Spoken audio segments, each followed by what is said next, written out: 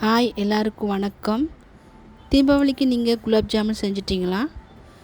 அப்படி செய்யலைன்னா இந்த ரெசிபியை ட்ரை பண்ணி பாருங்கள். நல்லா சாஃப்டாக சூப்பராக டேஸ்ட்டாக இருக்கும்.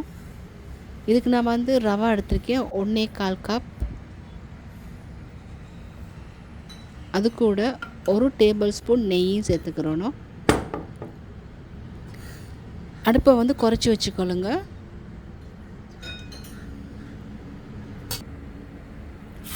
அதே நேரத்தில் நான் 1/4 கப் பாலும் சேர்த்துக்கிறேன், பசும்பால். இந்த மூணையும் போட்டு நல்லா மிக்ஸ் பண்ணிக்கிறணும்.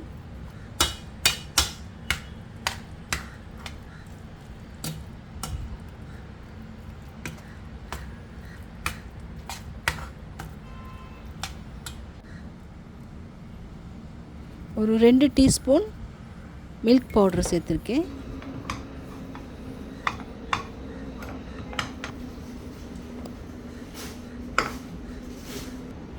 இப்போ இதை நல்லா நாங்கள் மிக்ஸ் பண்ணி எடுக்கணும். நல்லா சாஃப்டாக பிசைஞ்சு எடுத்துக்கிறணும். இப்போ இந்த பால் பிடிக்கிற நேரம் உடையாமல் வரும்.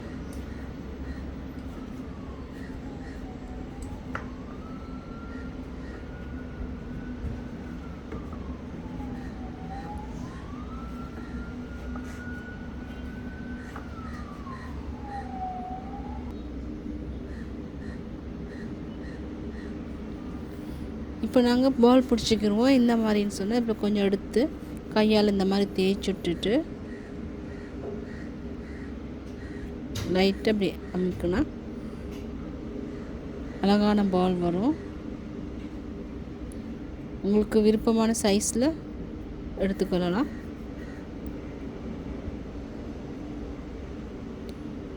நீங்கள் மாவு பிசைஞ்ச உடனே இந்த மாதிரி பால் செஞ்சு எடுத்துருங்க. இல்லாட்டி மாவு காஞ்சிச்சின்னு சொன்னால் அந்த பால்ஸில் வெடிப்பு வரும்.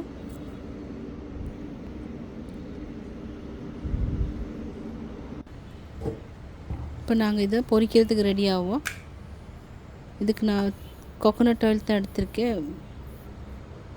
உங்களுக்கு தேவையான ஆயிலை நீங்கள் யூஸ் பண்ணிக்கிறலாம். ஆயிலையும் கொஞ்சம் மிச்சமாக ஃப்ளேமை கூட்டாமல் மீடியமுக்கு வச்சு சூடாக்கணும்.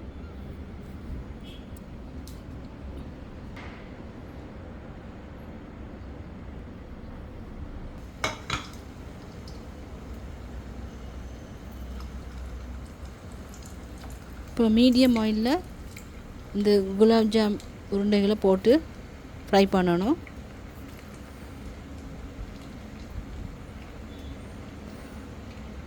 ஒரு லைட் ப்ரௌன் கலருக்கு எடுக்கணும்.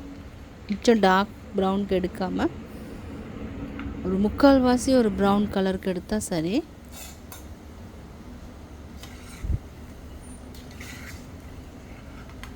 மீடியம் நெருப்பில் வச்சு தான் பொரிச்சு எடுக்கணும்.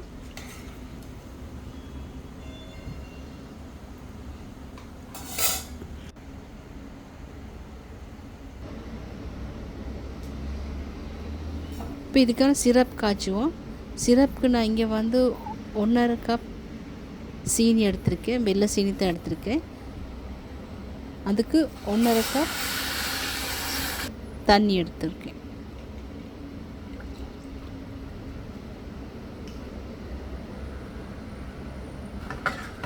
இது கொஞ்சம் லைட்டாக மிக்ஸ் பண்ணிவிடுவோம். சீனி கரைஞ்சி ஒரு கம்பி பதத்துக்கு வந்தால் போதும். இதுக்கு நான் 2 ஏலக்காய் சேர்த்துக்கிறேன். இப்போ நான் அங்கால குலாப் ஜாமுன் பால்ஸ் எல்லாம் பொரித்து எடுத்துட்டேன். இங்கிட்டு சிரப் கொதிச்சிக்கிட்டு இருக்கு.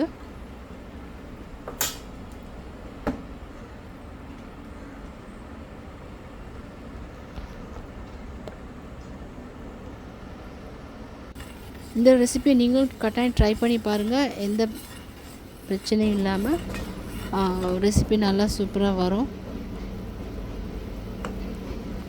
அதோட குயிக்காக செஞ்சிடலாம்.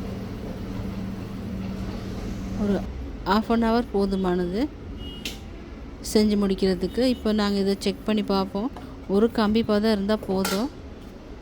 இப்போ சீனி பாகு சரியான பதத்துக்கு வந்துடுச்சு. இப்போ பொரிச்சு வச்சுருக்க பவுல்ஸ் எல்லாம் போடுறேன். இப்போ பொரிச்சு வச்சுருக்க பவுல்ஸ் எல்லாம் இந்த சுகர் சிரப்பில் போடுறேன். இது 3 மணித்தியாலத்துக்கு மேலே ஊறணும். அப்போ தான் இந்த பவுல்ஸ் நல்லா டேஸ்ட்டாக இருக்கும். இந்த வீடியோ பிடிச்சிருந்தால் லைக் பண்ணுங்கள், சப்ஸ்கிரைப் பண்ணுங்கள். வீடியோ பார்த்ததுக்கு ரொம்ப நன்றி. வணக்கம்.